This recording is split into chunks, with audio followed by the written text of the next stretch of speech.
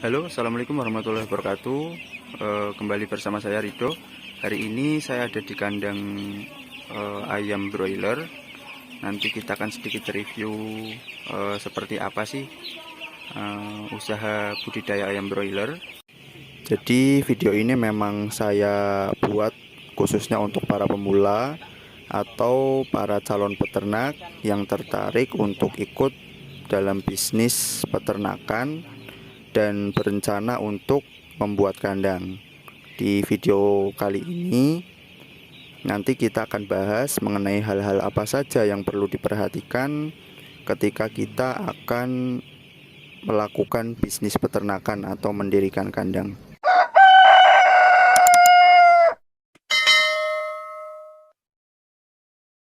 Khususnya ini memang untuk para peternak yang baru atau yang akan berencana mendirikan kandang atau mendirikan usaha peternakan. Video ini mudah-mudahan bisa membantu teman-teman dan bisa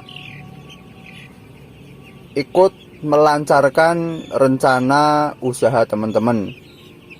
Artinya memang video ini saya peruntukkan untuk para peternak baru atau calon peternak ya. Baik, untuk yang pertama yang perlu kita perhatikan ketika kita akan mulai usaha peternakan, yaitu kita harus memilih lokasi kandang yang akan kita jadikan usaha peternakan kita. Untuk lokasi kandang yang paling ideal adalah letaknya itu harus jauh dari pemukiman, karena usaha peternakan itu akan menimbulkan limbah. Limbahnya berupa kotoran atau feses ayam yang nantinya akan menimbulkan bau. Bagi kita yang peternak yang sudah terbiasa mungkin tidak apa-apa, tapi bagi warga masyarakat mungkin yang tidak terbiasa dengan bau-bauan dari ayam, pasti mereka akan merasa terganggu, sehingga ini dapat mengganggu keberlangsungan atau keberjalanan usaha peternakan kita. Selain dari bau, biasanya di musim-musim tertentu, khususnya mungkin di musim hujan, dengan adanya kandang pasti akan mendatangkan lalat. Nah, di situ juga bagi para warga masyarakat mungkin akan merasa terganggu dengan adanya lalat yang datang, karena biasanya kalau lokasi kandang itu dekat dengan perumahan warga, otomatis lalatnya juga biasanya akan hinggap di area-area pemukiman warga. Kemudian selain dari lokasi kandang yang tadi jauh dari pemukiman, walaupun jauh dari pemukiman, tetapi akses jalan itu sebisa mungkin aksesnya yang bagus, jalannya yang bagus. Jadi memang untuk usaha peternakan ini kan nantinya akan bekerja sama juga dengan pihak lain, baik itu pihak dari pakan atau pabrikan yang mensuplai DOC atau anak ayam atau pakan atau obat ke kita. Selain itu juga mungkin nanti akan bermitra juga dengan bakul-bakul yang menerima ayam dari kita, atau untuk kandang layer ya telur dari kita. Ya tentunya ini menjadi pertimbangan juga, karena sudah pasti beberapa bakul akan memfavoritkan kandang-kandang yang akses jalannya mudah. Sehingga ini penting untuk diperhatikan juga, walaupun kita mencari lokasi yang kandangnya jauh dari pemukiman, tetapi jangan disepelekan urusan akses jalan. Itu yang kedua. Kemudian yang ketiga, yaitu kita harus memperhatikan sumber air yang tersedia di lokasi ketika kita akan mendirikan kandang. Kenapa? Karena untuk di ayam broiler konsumsi airnya sangat tinggi. Anggap saja ayam 1000 ekor, konsumsi pakannya anggap saja 120 gram. Otomatis konsumsi minumnya minimal itu 240 gram atau 240 mililiter per ekornya. Nah, kalau 1000 berarti 240 liter. Itu untuk 1000 ekor. Nah, bayangkan kalau kita memelihara sejumlah 10.000, maka tinggal dikalikan saja. Sehingga kita harus memastikan ketersediaan air baik secara kualitas maupun kuantitas ketika kondisi musim hujan maupun musim kemarau. Karena air ini menjadi kebutuhan utama dari ayam dan tidak bisa digantikan ya. Ketika ternyata airnya nggak ada, ya otomatis itu akan menjadi malapetaka untuk usaha peternakan kita. Itu dari lokasi kandang. Kemudian beralih ke hal selanjutnya, yaitu urusan perkandangan atau konstruksi kandang. Untuk kandang itu biasanya ada dua jenis ya. Ada kandang dengan tipe open house, artinya kandang sistem terbuka. Lawannya open house ada kandang sistem tertutup, yaitu closed house. Tetapi yang umum di masyarakat sejauh ini masih berupa kandang open house. Nah, untuk beberapa peternak yang sudah pro atau sudah ahli, sudah lama, bisa juga untuk upgrade kandang dari open house ke closed house. Untuk sebelumnya kandang open house ini kandangnya sistem terbuka, jadi sebelah depan, kanan, kiri terbuka. Kandangnya itu artinya sirkulasi itu ditentukan dari alam, sirkulasi udara, kemudian temperatur juga terpengaruhi oleh temperatur atau suhu dari luar kandang. Kemudian pencahayaan juga dipengaruhi juga dari luar kandang. Artinya sistem kandang terbuka ini, apa yang terjadi di luar kandang, baik itu cuaca, kemudian yang berhubungan juga dengan temperatur atau suhu, arah angin, sirkulasi udara, kemudian kelembaban, ini mempengaruhi dalam kandang. Dan ini kandang yang umum ada di sekitar kita ya. Mungkin rekan-rekan peternak juga banyak yang mempunyai kandang dengan tipe open house. Nah, kalau kandang closed house itu kandang yang sistemnya tertutup, close. Jadi sebelah kanan, kiri, depan, belakang itu tertutup. Hanya ada beberapa bagian yang memang diatur untuk dijadikan sebagai inlet atau udara masuk dan outlet untuk udara keluar. Jadi diusahakan kondisi di luar kandang itu seminimal mungkin mempengaruhi kondisi di dalam kandang, sehingga diharapkan dengan adanya kandang closed house ini bisa mengakomodasi kebutuhan dari ternak kita. Nah, untuk kelebihan dan kekurangannya mungkin bisa kita bahas di video-video yang lain ya. Yang intinya adalah kandang close ini lebih membuat nyaman, tetapi dari segi biaya cukup tinggi. Sementara kandang open ini bisa jadi kandang yang nyaman juga bagi ternak dengan biaya yang lebih murah, tetapi memang membutuhkan feeling atau apa ya, atau kita sebagai peternak bisa membaca apa sih yang diinginkan oleh ayam, dan kita harus bisa membaca sekaligus bisa mengatur supaya ternak kita nyaman di kandang open house. Karena kalau kandang closed house kan suhu bisa kita atur, kelembaban bisa diatur, kecepatan angin bisa kita atur, sehingga untuk feeling dari peternak tidak begitu tidak begitu diutamakan, walaupun sebenarnya tetap untuk feeling melihat kondisi ayam itu juga hal yang penting dan tidak bisa kita bergantung 100% kepada komputer atau kepada mesin gitu.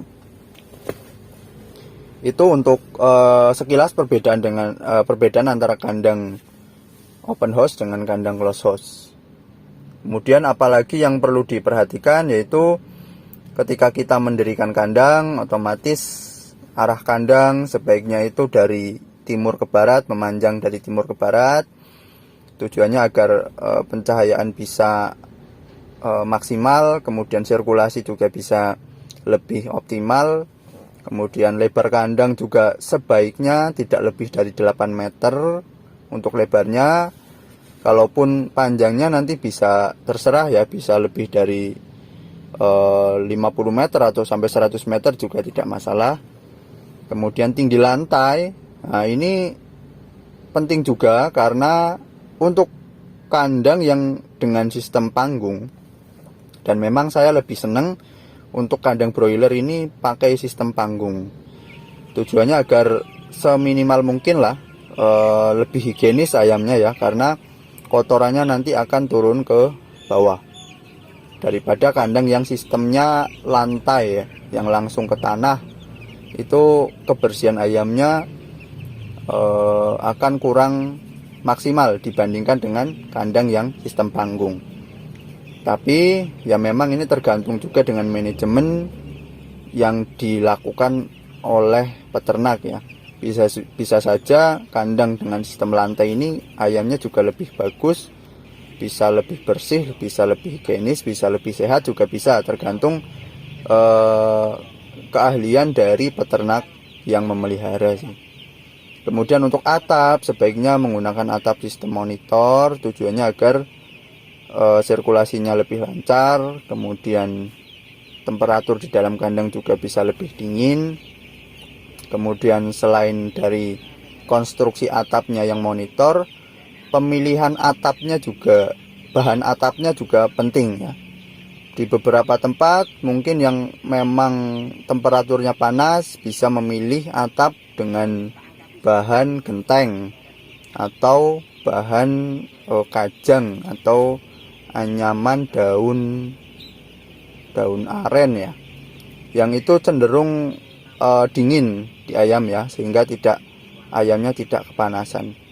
Kalau untuk daerah-daerah yang memang temperaturnya dingin atau suhunya dingin, bisa menggunakan asbes ataupun seng, tidak masalah. Tapi kalau daerah yang temperaturnya tinggi panas, misalkan pesisir pantai, kita pakai atap seng, otomatis ayamnya nanti akan kurang nyaman karena kondisinya akan terlalu panas di dalam kandang, sehingga nanti ayamnya banyak panting, banyak mengeluarkan energi, banyak minum dan sedikit makan, justru yang nanti akan mempengaruhi ke produktivitas ayamnya. Kemudian kalau kita mendirikan kandang yang kandangnya itu berjejer, karena mungkin keterbatasan lahan ya, yang enggak panjang kandangnya, tanahnya ini persegi, jadi kita ingin mendirikan kandang itu berjejer. Perhatikan jarak antar kandang itu minimal selebar kandang. Jadi kalau saya bilang untuk lebar kandang itu 8 meter, jadi sebisa mungkin kita membuat jarak antar kandang itu minimal sekali 10 meter. Karena 8 meter ini kan lebarnya kandang, sementara atap pasti akan lebih lebar dari lebarnya kandang 1 meter ke sebelah kanan dan 1 meter ke sebelah kiri. Jadi saran saya untuk mendirikan kandang yang berjejer, di sela-selanya lebarnya minimal 10 meter. Tujuannya agar sirkulasi udara ini lebih lancar. Jadi angin ketika menerpa kandang yang sebelah kanan, otomatis udara yang keluar dari kandang sebelah kanan ini kan udara kotor. Nah, harapannya ketika kita mengatur jaraknya, nanti udara kotornya ini tidak akan 100% masuk ke kandang yang sebelah kiri, sehingga ada udara kotor yang menguap ke udara, ke atas, dan ada udara baru, udara bersih yang bisa masuk di kandang yang sebelah kiri dari sela-sela kandang yang kita bangun gitu. Jadi minimal saran saya 10 meter. Kemudian sebaiknya dibuat pagar pembatas untuk area kandang, karena ini untuk keamanan. Selain keamanan dari faktor kita punya aset baik dari pakan, kemudian ayam. Selain keamanan dari hal itu, yaitu keamanan dari unggas-unggas liar yang bisa masuk ke dalam kandang. Karena ini hubungannya nanti dengan penyakit-penyakit yang bisa menyerang ke ayam kita yang dibawa oleh unggas dari luar. Baik itu ayam, kemudian bebek yang biasanya mungkin di sekitar kita ada gitu ya. Yang justru itu bisa membawa bibit penyakit yang masuk ke dalam kandang kita.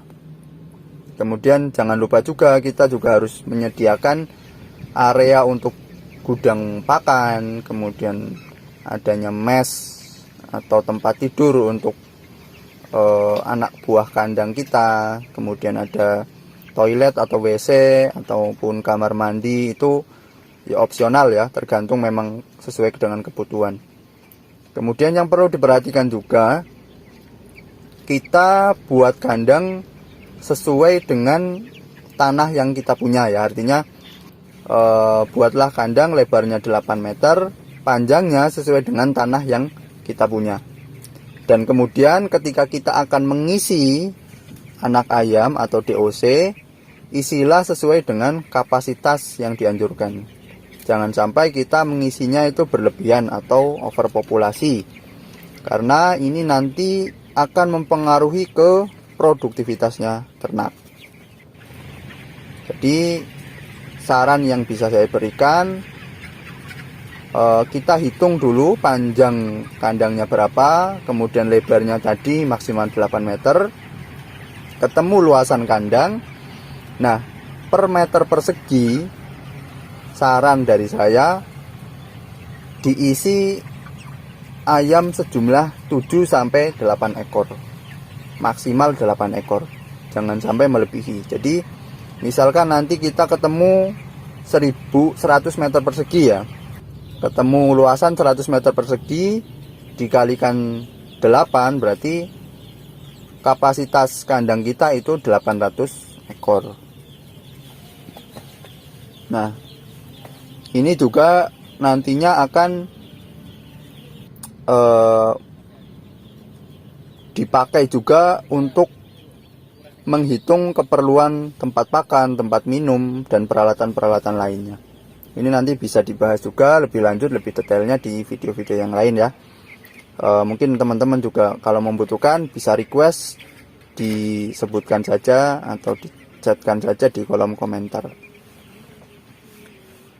Itu untuk kepadatan kandang. Kemudian peralatan-peralatan kandang apa saja sih yang dibutuhkan? Yang pasti butuh tempat pakan untuk DOC atau untuk anak ayam. Kemudian butuh juga tempat pakan untuk dewasa, ayam dewasa, karena tempat pakannya ini berbeda. Kemudian selain tempat pakan, ya jelas tempat minum juga, baik untuk DOC atau anak ayam ataupun untuk ayam dewasa. Selain itu ada pemanas, kita membutuhkan pemanas, biasanya berupa gasolek ya, pemanas inframerah yang menggunakan bahan bakar gas. Kemudian kita juga butuh tirai luar dan tirai dalam. Kemudian pelapon ini dibutuhkan ketika kita ada di fase brooding. Kemudian seng juga, seng untuk mengelilingi brooding. Dan kemudian untuk awal kita biasanya akan membuat brooder. Brooder itu adalah induk buatan yang tujuannya adalah agar anak ayam yang baru datang itu tidak merasa kedinginan ya. Karena secara alamiahnya anak ayam ini harusnya dierami oleh induknya, karena memang belum bisa beradaptasi dengan suhu dingin ya. sehingga memang perlu dilakukan manipulasi agar suhu ruangan tetap hangat seperti ketika anak ayam dirami oleh induknya, supaya nanti ayamnya sehat, kemudian bisa bertahan hidup sampai dengan panen. Kemudian untuk sapronak atau sarana produksi ternak yang dibutuhkan itu apa saja? Ya tentu anak ayamnya. Anak ayam kita bisa peroleh di poultry shop, atau mungkin kita yang sistemnya kerjasama dengan kemitraan, ya kita akan mendapatkan dari perusahaan yang bermitra dengan kita atau perusahaan intinya. Kemudian selain DOC atau anak ayam, yaitu pakan ya bisa dapat di poultry shop kalau kita memang berusaha mandiri, secara mandiri, atau berusaha secara sistem kemitraan juga didapatkan dari kantor kemitraan.